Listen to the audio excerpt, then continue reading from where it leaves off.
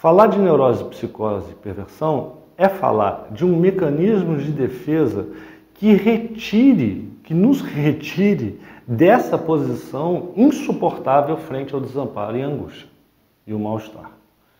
Isso que quer dizer, na verdade, a neurose, a psicose e a perversão. Se vai adoecer, isso é uma outra questão. Bom, começar pela psicose, e eu vou passar mesmo muito rápido. Assim. A psicose, ela tem como mecanismo de defesa a rejeição, ou um termo que vem do francês, que vem do Lacan, a fora-clusão. O que é importante de aprender é que quando um psicótico adoece, faz uma patologia, o que aparece como forma dessa patologia é a presença de delírios e alucinações. O perverso é aquele que diferentemente do neurótico, tem uma satisfação monofórmica. O que quer dizer monofórmica? Existe uma forma privilegiada de satisfação. Quando, por exemplo, nós pegamos, assim, são formas de satisfação, são pulsões, o sadismo, o masoquismo, o voyeurismo, o exibicionismo. Né? Quando a gente está falando de uma perversão, a gente está falando de uma maneira uma maneira privilegiada de satisfação. Então, por exemplo, a gente vai falar, por exemplo, de um sádico ou um masoquista. Mas você não vai ver um sádico que seja voyeur, que seja exibicionista, que seja, enfim. A satisfação, ela é mono. Nesse sentido, avançando um pouco, a drogadição se assemelha a uma perversão. No sentido de que, na drogadição, há também uma forma mono de satisfação, de gozo, que é o uso da substância. Mas não é justo dizer que a drogadição é uma perversão, porque ela não é fundada, organizada como estrutura, como eu defini a perversão. Alguma coisa que começa na infância, alguma coisa que se estrutura e que se organiza e que vai percorrendo a vida do sujeito inteiramente. A drogadição assemelha-se a uma perversão. E a terceira, que é o ponto aqui da nossa conversa de hoje, é a neurose. A neurose, ela tem como marca principal o recalque. O recalque é uma palavra, neurose e recalque são duas palavras que caíram no conhecimento popular, então ela passa por várias distorções, né? O recalque nada mais é que também um mecanismo de defesa para poder se desalojar desse mal-estar e desse desamparo. Não quer dizer que alguém que faz recalque seja alguém doente. Aliás, a grande maioria de nós, que não somos psicóticos nem os perversos, somos neuróticos. Ou seja, nós somos, em nossa grande maioria, neuróticos. O recalque, isso vem da palavra alemã, Verdragung, a grosso modo, em alemão, quer dizer pôr de lado. Há um pouco mais de complexidade nesse conceito. Mas, na verdade, o recalcamento é colocar de lado o mal-estar, a angústia e o conflito. Só que esse colocar de lado, ou a gente poderia dizer, colocar no inconsciente, jogar para o inconsciente, é uma forma de não lidar com o conflito e com a angústia. Na verdade, quando eu estou falando do recalque como organização que funda a neurose, é que, na verdade, sob essa égide da função paterna, esse mal-estar e essa angústia de que, bom, sua mãe não te pertence e você não pode tê-la, e mamãe, não reintegrarás o teu produto ao teu corpo, na verdade, isso passa a ser recalcado, ninguém se lembra disso. Agora, o fato de ser recalcado não quer dizer que isso desapareça, pelo contrário. Ao ser lançado ao inconsciente, isso adquire vida própria.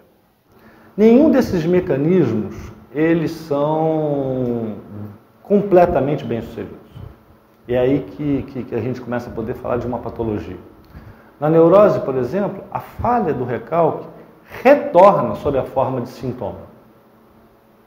Mas como no sonho, que são realizações de desejo, eles aparecem, os sonhos, por exemplo, eles aparecem de uma forma incompreensível para nós. Porque se é uma marca de um desejo, de um conflito e de alguma coisa que causa mal-estar, ele não pode vir à luz da consciência da forma como ele era antes.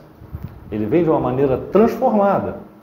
Então, por exemplo, uma paralisia na perna pode muito bem ser a representação metafórica do que foi recalcado.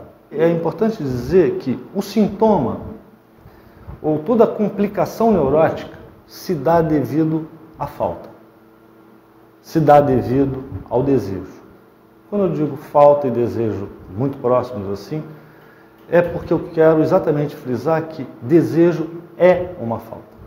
O sintoma é, na verdade, um curto-circuito do desejo. Um curto-circuito entre o desejo, a interdição, a impossibilidade de realização desse desejo, os limites, as normas. Os desejos são, na verdade, o motor movente de toda a neurose, de todo ser humano. Se a gente eliminasse a falta, bom, eu costumo brincar, está numa boa hora para morrer, porque se está satisfeito, completamente satisfeito, se não falta nada, você não tem mais nada a pedir, então você não tem mais nada a se lançar. A neurose, ela busca uma certa acomodação nesse funcionamento, uma certa acomodação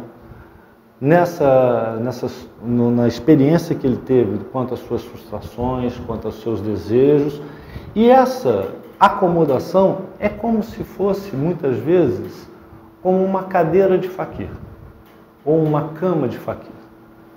Se ajeita, pode ser espinhoso, mas está ali ajeitado. O neurótico também é aquele que quer, busca, pretende a completude, a satisfação completa, a inteireza. Nós todos queremos isso.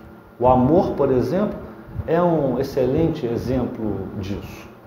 O amor traz consigo o sonho da completude, o sonho de fazer um.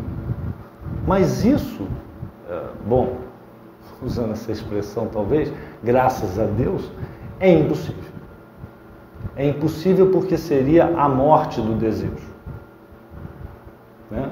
Então, a gente pode observar a seguinte coisa: o neurótico é aquele que se arranja de uma maneira onde ele fica enredado nos seus próprios limites, sonhando ultrapassar esses limites, sonhando, fantasiando a completude, fantasiando a inteireza, mas apenas fantasiando. Ele não ultrapassa esse limite, coisa que o drogadito vai fazer. A vida, e o neurótico experimenta isso, mas tenta recalcar isso, a vida é transitória, a vida é faltosa, a vida é fugaz. E ela é finita. A questão é que o neurótico, ou todos nós, não queremos muito saber disso.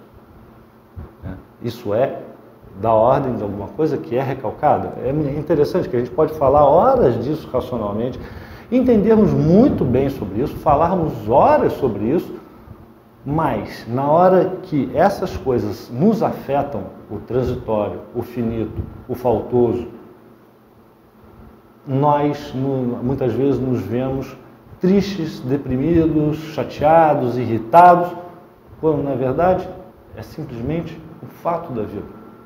Falar do que é efêmero, falar do que é limitado, falar do que é transitório, falar do que é finito, é dizer, é um modo de falar daquilo que se torna extremamente complexo em psicanálise, e é complexo sim, estou falando alguma coisa com rigor, mas de uma maneira simples. O nome disso é castração. A castração é o nome daquilo que é transitório, finito, limitado. Então a castração não é uma invenção da psicanálise, é um fato da vida. Freud tinha uma frase ótima que ele dizia: se as pessoas deixarem de sofrer neuroticamente para simplesmente sofrerem dos fatos da vida, ela já terá dado um grande passo.